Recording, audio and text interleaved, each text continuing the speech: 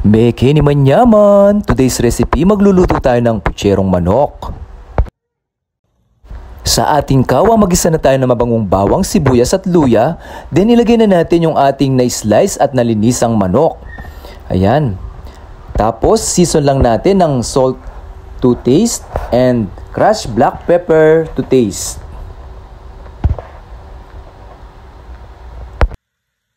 Kapag nag-slightly brown na yung ating chicken, ayan, ibuhos na natin yung ating tomato sauce.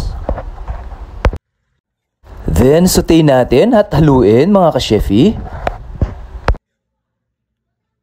Ngayon, ilagay na natin yung ating tubig o pwede nyo rin siyang lagyan ng stock. Prituin na rin natin yung ating sabanang saging.